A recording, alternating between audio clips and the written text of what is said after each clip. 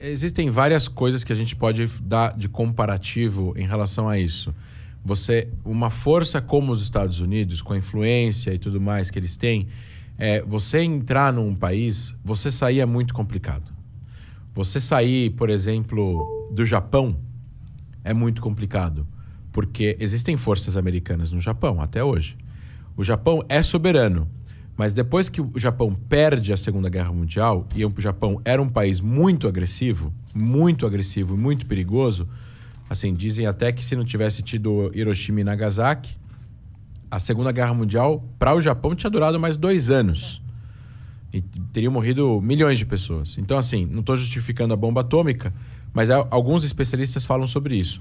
Aí os Estados Unidos ocupou o Japão, e aí ele explicou para o Japão, olha, vocês perderam a guerra, é dessa forma que vocês vão reconstruir o país para ter uma democracia e para evitar que existam líderes japoneses que voltem. O Japão era um império, né?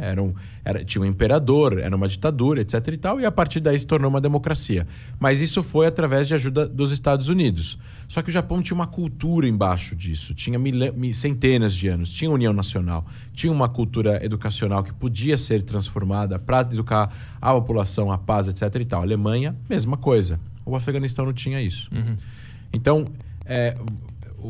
assim, eles têm uma certa responsabilidade em relação a isso. É a mesma coisa que a ajuda militar.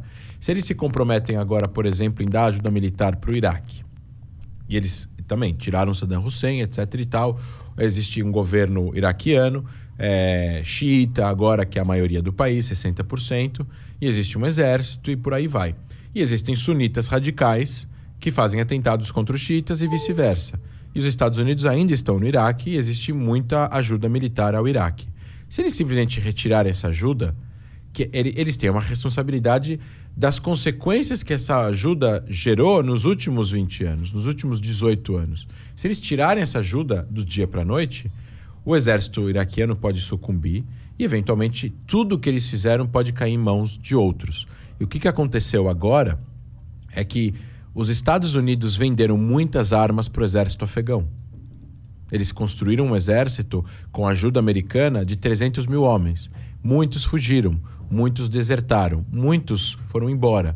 E muitas bases afegãs que estavam 100% armadas com armamento americano caíram na mão do Talibã. Então o Talibã agora está com rifles, antimísseis, tanques, carros, até aviões que eles nem sabem pilotar, porque eles não têm know-how de força aérea, na mão do Talibã. Inclusive teve uma foto que tinha um avião brasileiro.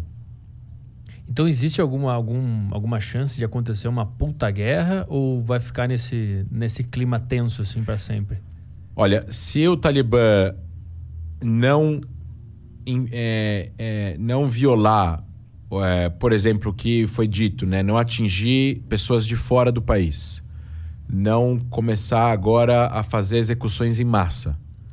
Por exemplo, se eles pegarem agora... A gente está na idade da internet, então tudo é muito fácil de ser publicado, né? Até o Talibã conseguir controlar a internet no país vai ser muito difícil. Então, a Coreia do Norte faz isso muito bem. A Coreia do Norte não tem... Nada sai da Coreia do Norte sem que o governo não veja. Sim. Mas é porque a Coreia do Norte nunca teve caos, sempre foi controlado. Então, o Afeganistão, nos últimos 20 anos, tinha internet livre. Então, se alguém tweetar de lá, estão executando pessoas nas ruas, vão tirar uma foto, o mundo vai começar a ver isso. E isso não vai pegar bem para o Talibã. Eles estão querendo ganhar legitimidade. Eles não estão querendo que ninguém invada eles. O Conselho de Segurança, o Conselho de Segurança da ONU, está olhando para o que está acontecendo. Então, diferentemente do que aconteceu no Irã em 79, que teve altas execuções por causa do golpe, que foi feito pelos ayatolás, eles eventualmente vão meio que se comportar um pouco mais agora. Se eles se comportarem em relação a não atingirem objetivos americanos, os Estados Unidos conseguirem tirar todo mundo que pertence ao corpo diplomático e militar do Afeganistão em segurança, inclusive pessoas que não podem ser descobertas, afegãos que colaboraram com a CIA, colaboraram com o governo afegão, jornalistas, eventualmente tem agora uma mulher prefeita que está morrendo de medo que ela vai ser presa pelo Talibã. O Talibã tem repetido nos últimos 2 dias que não está perseguindo ninguém, que vai dar anistia para todo mundo. Eu não sei o quanto isso é verdade, porque assim, eles podem falar X e fazer Z. O Hamas também falou que tem cessar-fogo e anteontem caiu um foguete em Israel. Então, assim, não tem muito em quem confiar, não funciona muito em contrato naquela região, esse tipo de gente, nesse tipo de cultura, com esse tipo de grupo, com esse tipo de visão fundamentalista da religião dentro da política. Eles enxergam a realidade de uma forma completamente diferente. Então, assim, para eles, a democracia, a liberdade de imprensa, a liberdade das mulheres é uma coisa ruim, não é uma coisa boa. Eles acham que eles estão fazendo bem para a humanidade. E que nós, aqui no Ocidente, de forma livre, estamos transformando a sociedade num lugar ruim. Uhum. E é isso que é o problema. Se eles começarem a violar os direitos humanos muito, de forma a chocar o mundo, eu acredito que possa haver alguma intervenção pontual. Mas existe algum outro ponto de conflito por trás de tudo isso? Ou é só uma briga entre democracia e não democracia? Por que eles querem ter poder desse local, por exemplo? É só uma expansão ideológica? É isso? E aí isso se remete à visão do que a gente chama de Radical Militant Islam, em inglês. Islã militante radical. Esse tipo de doutrina, conduta, é uma doutrina, uma conduta criada no que a gente poderia dizer no pós-pan-arabismo, que a gente chama de pan-islamismo, que é uma junção de uma visão de visões religiosas radicalizadas que surgiram com a Irmandade Muçulmana no Egito e foram expandindo para o arabismo e outras vertentes, a própria Revolução Islâmica no Irã, o salafismo, o jihadista e por aí vai, que são o surgimento de grupos de pessoas que querem que o Islã conquiste territórios, conquiste pessoas para poder ter participação política nacional nesses países, para que gere o controle por eles dessas regiões, eles apliquem a lei islâmica ao pé da letra nessas regiões aos muçulmanos, que não necessariamente querem seguir a religião ao pé da letra, talvez não querem ficar só no tradicional. Não estou falando que eles querem ser laicos e não serem religiosos. É uma sociedade muito mais conservadora, mas eles não querem... Tem gente que não quer rezar 5 vezes por dia, quer rezar uma. Tem gente que não quer casar com 5 mulheres, quer casar com uma só. Enfim, várias implementações religiosas ao pé da letra que esses grupos gostariam de fazer. E acho que, em suma, a gente poderia resumir nisso. Essa ideologia do Islã militante radical, que faz parte da base da Al-Qaeda, do Hamas, do Hezbollah no Líbano, da Jihad Islâmica Palestina em Gaza, do Talibã, do Boko Haram, do Al-Shabaab, todos esses grupos que a gente ouve falar, do Estado Islâmico, eles acreditam que o mundo está dividido em 2 blocos. O Dar el-Harb, em árabe, seria a Casa da Guerra, e Dar el-Islam, que seria a Casa da Paz. O Dar el-Islam são terras islâmicas. É onde o Islã um dia chegou a dominar através de um califado apenas. Um califa, um califado, um líder espiritual que vai reinar sobre todos. Que seria a continuação de Maomé, se a gente voltar a 1400, 1500 anos atrás. Aí você tem a diferença de como esse califado seria formado. Os xiitas acreditavam que tinha que ser uma descendência familiar de Maomé, o genro dele no caso. Os sunitas acreditavam que tinha que ser uma eleição entre religiosos. Entre religiosos, uma pessoa eleita entre essas pessoas. Aí os que não acreditavam na linhagem familiar foram e mataram o genro de Maomé, e daí surgiu a diferença entre xiitas e sunitas. Essa ideia, a ideia era conquistar, a ideia da Al-Qaeda era essa, inicial.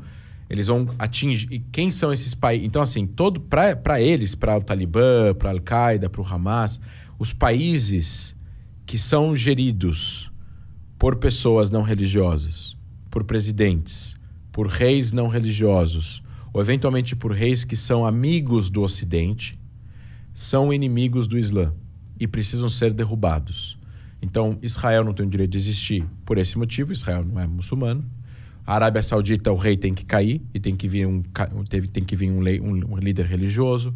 Ou, eventualmente, a Síria, o presidente sírio, Assad, o ditador sírio, para o Estado Islâmico. Por isso que o Estado Islâmico combatia o presidente sírio, porque a Síria não era um país religioso, era um país livre. O Egito, por isso que existem ataques de grupos terroristas jihadistas no Egito contra o exército egípcio, porque o Egito também é dominado por um governo mais ou menos funcional, amigo dos Estados Unidos, amigo da Europa, um país que funciona com as regras que nós conhecemos de fronteira, cidadania, direitos de voto, alguma coisa male funcional ocidental. Esses caras, eles têm interesse de que tudo isso fosse destruído e que uma coisa só surgisse como União Islâmica, através de um controle da religião, porque a religião ela tem as respostas políticas. Então não há separação qualquer de igreja e Estado. É uma junção total dos dois. A Constituição é a lei religiosa e assim por diante. Então, quem sustenta esses países? Quem são os amigos desses países? Os Estados Unidos e a Europa. Então, Bin Laden fez o atentado em 11 de setembro. Ele falou, se a gente convencer os americanos de sair do Oriente Médio e tirar esse apoio que eles dão para esses países, a gente vai conseguir fazer depois enfraquecer esses governos e, consequentemente, conquistar esses países. Então, ele vai e faz um atentado contra o inimigo longínquo, que é os Estados Unidos, para combater o inimigo próximo, que é esses governos. Foi um aviso para os Estados Unidos, sai daqui. Exato. Que eu quero esse território. território. Aí, o Estado Islâmico fez o contrário. Ele falou, não, vamos primeiro conquistar territórios, vamos fazer um califado, Estado Islâmico no Iraque e na Síria, ISIL, Islamic State in Iraq and Syria, e aí a gente vai... expandindo a partir daí. E depois lutar contra o inimigo longínquo. Essa é a ideia. Então, Emirados Islâmicos do Afeganistão, ele denota uma islamização do país que é mais importante do que a etnia, porque eles são Pashtun. E os Pashtus, eles são 40%, mas eles não estão falando Emirados Pashtus do Afeganistão. Eles não estão falando República do Afeganistão, eles estão falando Emirados Islâmicos do Afeganistão. Então o Islã para eles é o que junta todo mundo, em nome de uma coisa só. Exatamente. Todas essas tribos diferentes e tal. Exatamente. Então assim, eles têm interesse, eles são inimigos não só dos países ocidentais e da ideia de liberdade e democracia, eles são inimigos dos líderes árabes ou islâmicos que reinam nesses países e que mantêm essa dinâmica de país, capital, etc.